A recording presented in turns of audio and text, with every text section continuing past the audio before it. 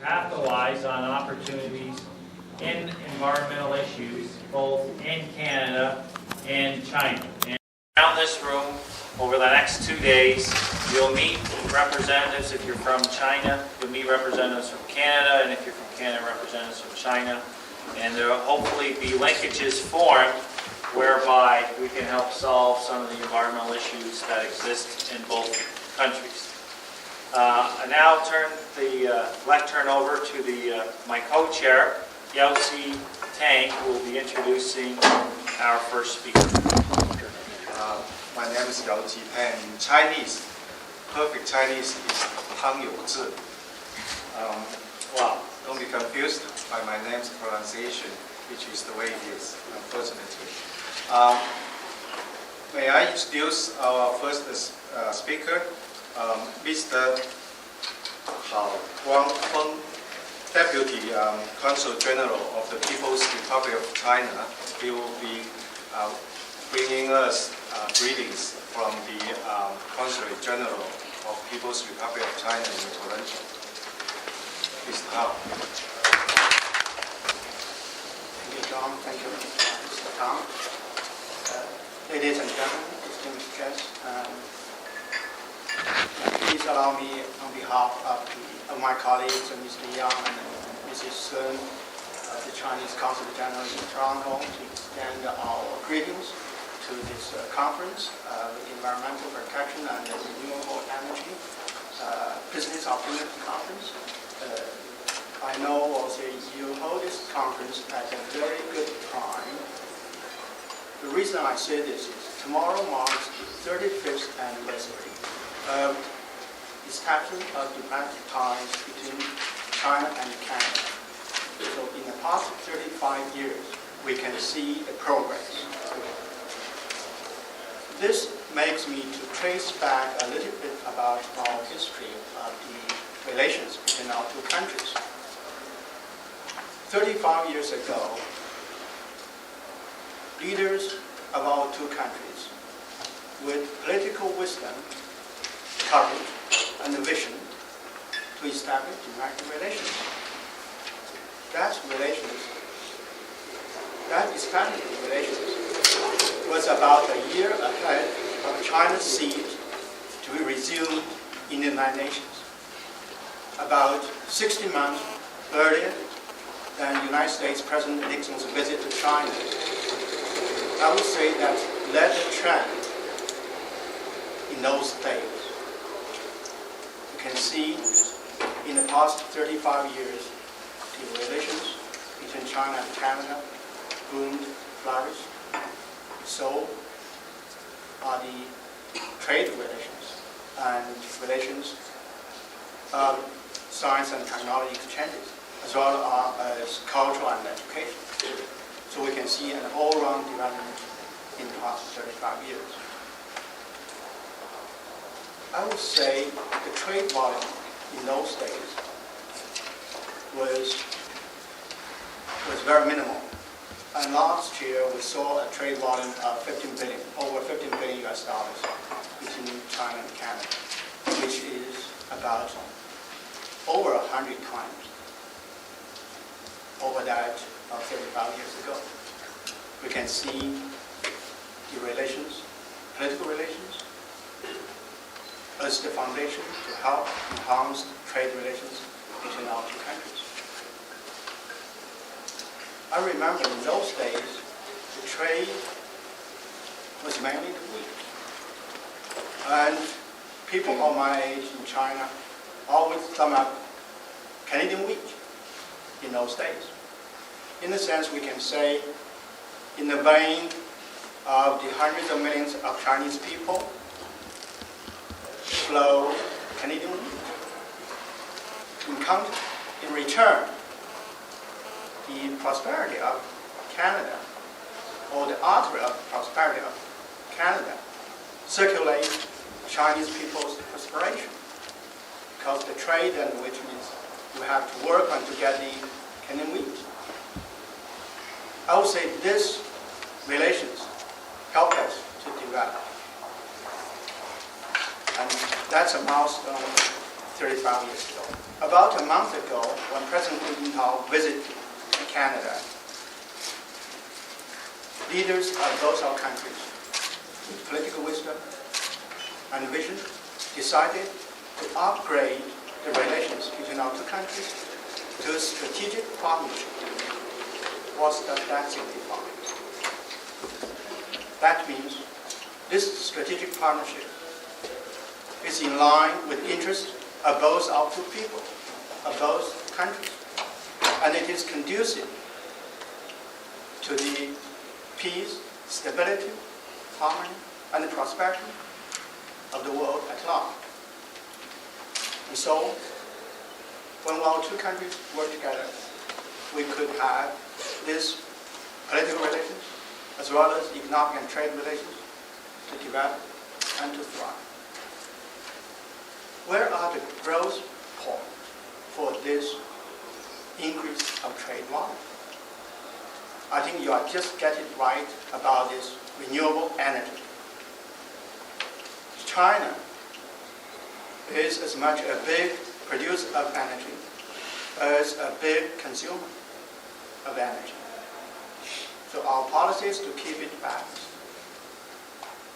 I would say nowadays Canada is strong in its energy and natural resources.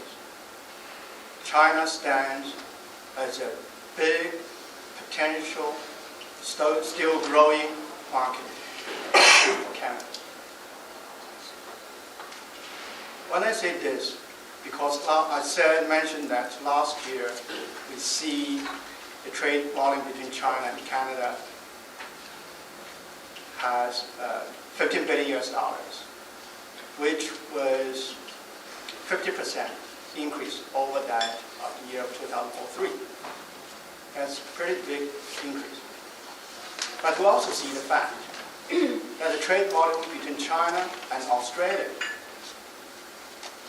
increased faster. I think in the year of 2003, Australia and Canada roughly parallel on the same, maybe a little bit less than Canada. But last year, Australian trade volume with China reached $22.7 billion. I'm saying this because the two countries had a goal for the year 2010 that will reach $30 billion in 5 years. I say this because I have confidence when we see the fact of the increase of China and Canada's trade increase, and the fact of China and Australia's trade increase. So I will see this goal will be obtained by 2010, if not months earlier or years earlier. And when I say this, because the energy, the last January, China and Canada issued a statement on energy. So this has pointed out direction for our future development. So in the next 2 days, when you work together on this, I do believe that we will see the opportunities, as you said, our business opportunities conference, and you tap the potential. Certainly, I will not ignore environmental protection. I know this is a strong point for Canada, and that's where China needs presence. And in the year of 2008, Beijing will hold the Olympic Games. And Beijing needs clear air. And all the country needs clear coal, clear energy. I know this is where Canada is strong in. So I would say this is another growth point among several others in service sectors, so on and so forth, and distribution and service sectors, and banking and commercial insurance. so on and so forth. So I would say now we have lots to work on, a long way to go, but I can see that with our joint efforts, we'll certainly reach our goal. So I would like to congratulate you for your good efforts, and hopefully from the end we'll find more and more business opportunities and do business more with China. When I say this, because I mentioned earlier about the wheat, Canadian wheat. Now I say China has a lot of private cars. 35 years ago, no private cars in China, or no cars almost on the street. Now you can see the traffic jams, and the cars on the road almost everywhere. The cars, they need, they need the steel, the iron to build a car. And China needs the fuel to let the car on the road. So that's also where you can see the potential. Now the cars, private cars, is in the millions and increase fast in the cities. So that's, when you see these facts, I do believe you'll see more and more opportunities. I hope that the conference will put our heads together to find more and more of this kind of opportunities. And finally, I congratulate you for this opportunity, and will put into action and find opportunities to achieve win-win results for both sides. Thank you. Deputy Consulate General, for those warm remarks and for framing the conference. We are very happy to be in the town of Markham, and as such, we have some more remarks from the Deputy Mayor from the town of Markham, Frank Scarpiti. So please join me in welcoming the Deputy Mayor. Well, thank you very much, and good morning, and Vice Consul General. Nice to see you again. The demands of your job and political life never end. Today we're here for this conference. The other night, the Vice Consul General and I welcomed the 12 Girls Band from China, which is the hottest craze right now in China. So the demands on our job never end, right? That was a tough night. Yeah. An early morning today. Thanks, I didn't see you. An early morning today. What a phenomenal group, though, if you get a chance to buy one of their CDs. This is a group of young ladies, and they play classical Chinese music, and it's, I guess you'd describe it as pop almost, is what they've done with it, and it's quite incredible. I want to welcome all of you to the Canada-China Environmental and Renewable Energy Conference that's being held here, and say that you've really come to the right spot to host this, and I congratulate the organizers for putting this conference together and choosing Markham. Unfortunately, Mayor Cousins could not be here this morning, so I'm here just to really give greetings on behalf of our council, but more importantly, I think, tell you why you've chosen the right spot in Markham, and hope that some of the companies here will investigate some of the opportunities that exist here and in China, and how we have that very strong relationship. Just so I get a sense of where people are from in the room, are there any from Markham? Let's start there. Any companies from Markham? Richmond Hill, I know I see a couple. And Scarborough, Mississauga, North York, Toronto. More hands went up. Where are the rest of you from? Calgary? I'm running out of Mississauga. Just shut it out. Where are you from? Guelph. Good. Burlington. Grimsby. Wow, fantastic. Sorry, what are they church? Pickering. So we got a good cross-section of the Greater Toronto area represented here. I also want to acknowledge Ted Northcott, who is one of our senior advisors in our economic development department, and thank you, Ted, for being here this morning and helping to facilitate this. I think the Vice Consul General certainly spoke very well about the challenges not only that China faces, but the world faces in coming up with environmental solutions and solutions to renewable energy that are doable. It's doable in the sense of not only the technology, but in terms of pricing out to the market. So The challenge is a big one. Markham's relationship with China has been very strong. Just this past year, in January, I led a business mission from York region where we had close to 20 businesses from throughout the York region. Ricky Chan, who's with the Richmond Hill Markham Chinese Business Association, was one of the members on that particular mission. We're going again in November. We're one of, I think, 5 municipalities that has been invited by the province of Ontario. The province is currently celebrating their 20th anniversary with the province of Jiangsu. And Premier McGuinty will be leading a delegation there. And as I said, we're one of 5 that have been invited to go. We're going to be attending, taking a couple of businesses with us. But I think there's a very key event that will be happening over there where Premier McGuinty has really invited a number of potential investors, people that are looking to invest in Ontario. So I think it's going to be a great opportunity. We have 2 sort of formal relationships, one with the city of Wuhan in China. They've been here, we've been there, and we're looking at opportunities to further our relationship purely from a business point of view. And I always get this wrong, but it's the Zhongzhongzhu. Help me out. Mei Yan is the president, she can say that. Yeah, you tell me how to pronounce it. I was close.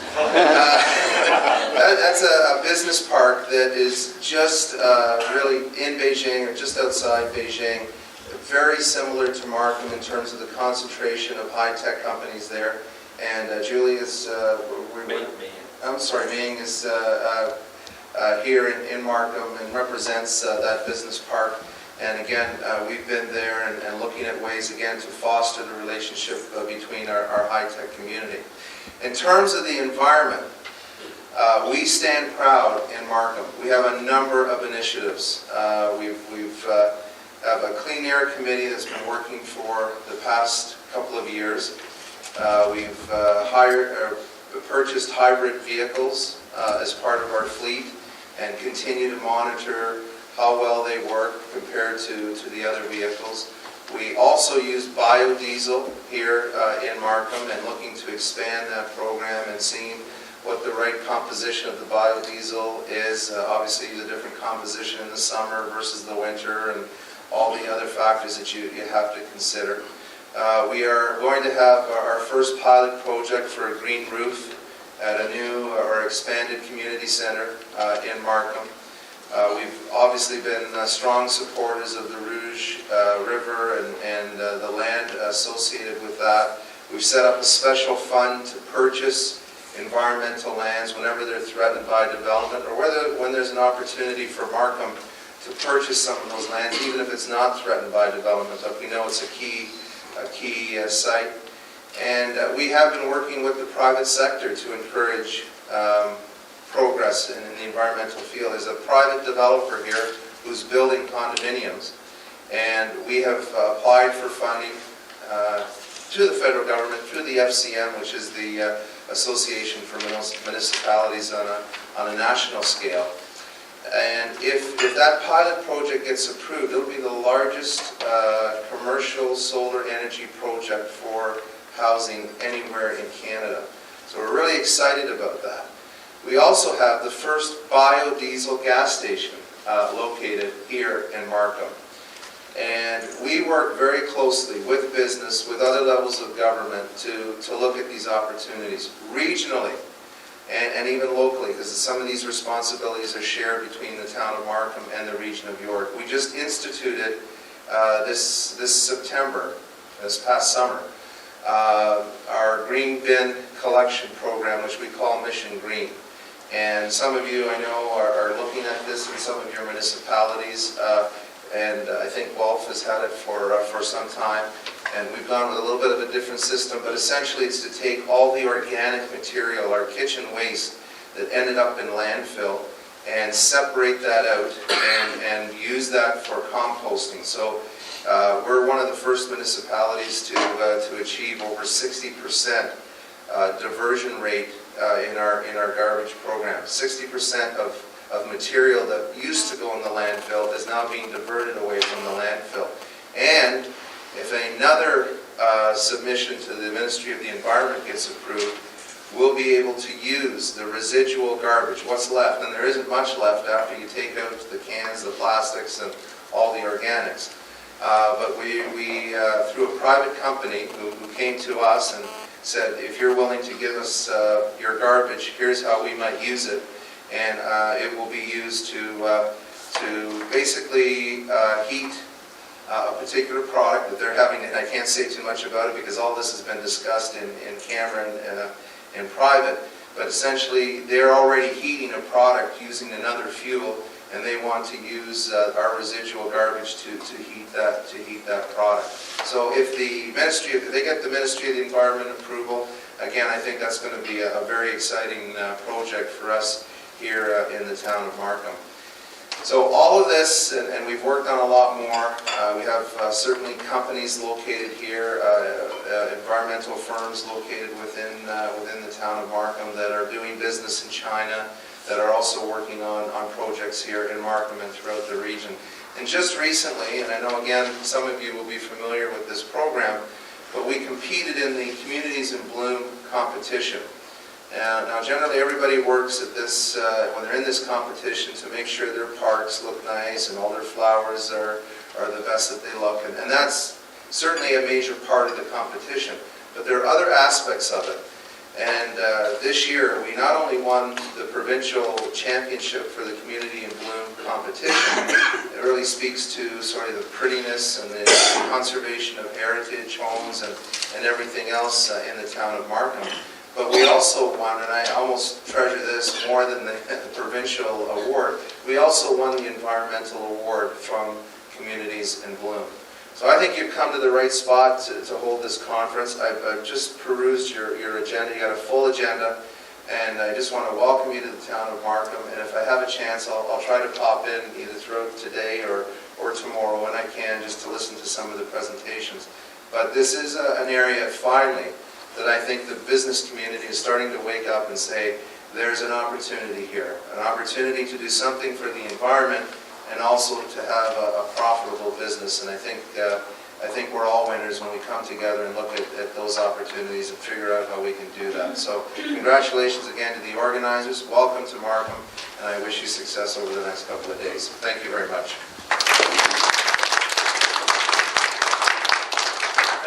Deputy Mayor, for those warm remarks. Very impressive record, and best of luck on getting your thermal generation going for your waste.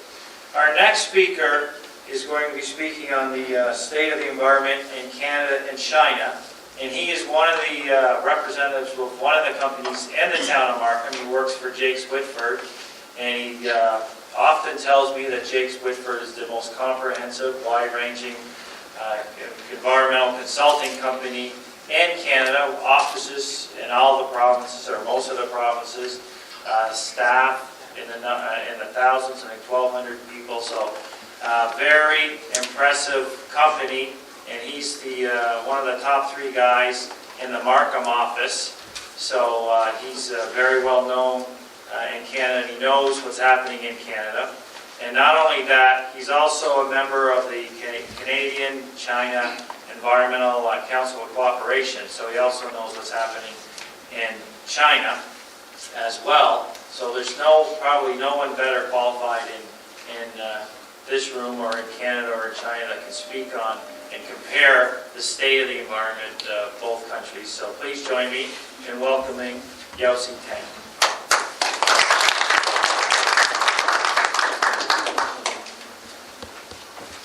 Okay, let me try to get the presentation. First of all, I have to clarify. In fact, originally, this presentation is supposed to be given by Dr. Xu Yun of Beijing Zhongguancun International Environmental Industrial Promotion Center.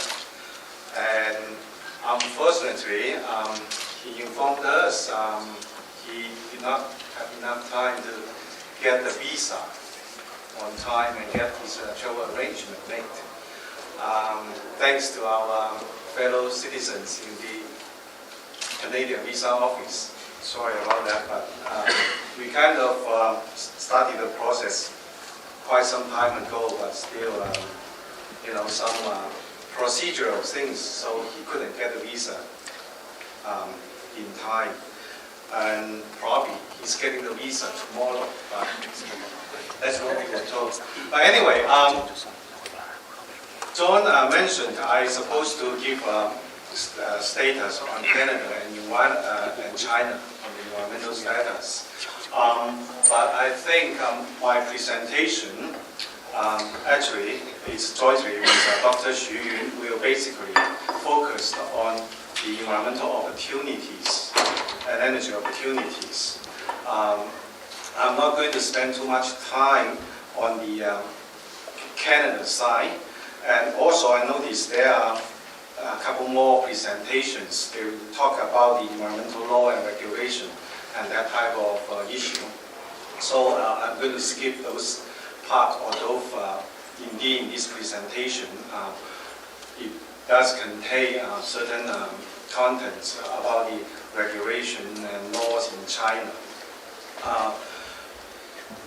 Well, I have to first thank Dr. Xu Yun because I was not prepared to give this presentation, and Dr. Xu Yun, as soon as he learned he couldn't get here on time, he tried to send me his presentation, which is 50 megabyte, and I couldn't get it through email and had to set up a website, and I get to there and download the presentation. But anyway, China's environment and energy. So Dr. Xu's presentation was mainly in Chinese, and I tried to translate some of it. The key point is this year there's a global fortune forum held in China. President Hu of China at that conference specifically emphasized on energy efficiency, environmental friendly society are the main areas and main directions China is going towards. So that shows the determination of the top leadership in China. Now, let's try to get a picture of China's environment and resources. Unfortunately, some of the legends are in Chinese, but basically, I would like to draw your attention is, if you look at the bar chart, the taller one is the global average, and the shorter one is the Chinese average. Okay, so first, from the left, what you see is the farmland. Farmland, the Chinese average is only 40% of the world average. And the second is fresh water. China is only 25% of the world average. And I want to remind you, Canada's fresh water is 20 times of the global average. Okay. The third one is petroleum, and China is only a little bit over 11%. Natural gas, less than 5% of the world average. And there's mineral, iron, and other type of stuff. All those major resources in China are way below the global average. The implication is China, although it's a big country, but in terms of resources, it's well below the world average. I want to make the comment, it's China wins 7% of the world farmland, is feeding more than 22% of the world population. So we have to admit that's a major achievement in 7% of the farmland to feed 22% of the world population. But the important thing is I want you to pay attention to the fact it's in year 2002, China passed the so-called Cleaner Production Promotion Act. That's the first such law in the world cleaner, for promoting cleaner production. I know in Canada, we talk about pollution prevention, we talk about sustainability, etc., etc. But only China first in the world to develop such a law. And this year, China passed the Renewable Energy Act. So that's some important factors we should pay attention to. But China, as a big country, is thin in resources, and that's why China requires battery to increment the so-called cycle economy and sustainable development. And in terms of environmental technology and energy technology, China, they need information technology, for example, anything in terms of, for example, like GIS, that type of technology, air quality disposal modeling, and also air pollution control, hazardous waste management and treatment. That type of areas are the current hot issues in China. This is something very recent. Most of you may remember President Hu visited Canada last month and gave a speech in the Canada-China Business Forum, and he mentioned 5 major areas for Canada and China to cooperate. Environment and energy is the main area, and I remember he spent almost 5 minutes to talk on energy cooperation between Canada and China. So that's what I want to emphasize. Now is the good timing for us to get to the bandwagon if it's not too late for both sides, countries in the area. And that's just a picture of Prime Minister Paul Martin against President Hu. By the way, I didn't know how Dr. Xu got these pictures. Right?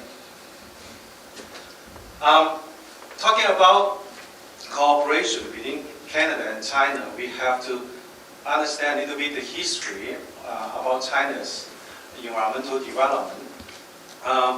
You can see the first Environmental Protection Office of China is set up in 1974, and then in 1979, China had the Environmental Protection Law. In fact, family planning and environmental protections are 2 of the so-called state key basic strategies, okay? Environmental protection and family planning. As we know, China has a population of 1.2 billion people, so although there are a lot of criticism in the past about China's family planning, but imagine if China don't control their population, that's a big draw on the resources of the world, of the entire world, and the global demand will be very severe, right? So basically, China from 1982, they have Environmental Protection Office under the Ministry of Construction. They upgraded into National Environmental Protection Bureau in 1984, and 1988 become an independent. It's a deputy minister rank of a bureau called National Environmental Protection Administration. And in 1984, China has its first environmental engineering department in Tsinghua University. And then you go to see 1990, there's a very rapid growth. Okay, basically all the key national state leaders, every year they will have environmental protection conference at the state level. Okay, in 1998, the ministry,